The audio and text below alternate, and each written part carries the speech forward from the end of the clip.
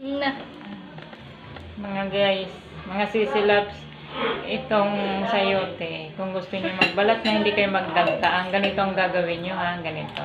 Tanggalan niyo ng dulo. Una, tanggalin niyo to.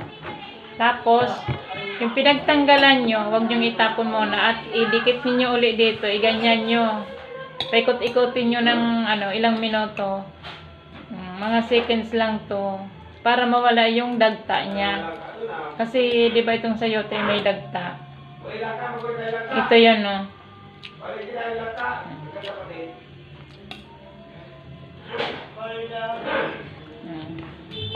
Ayan.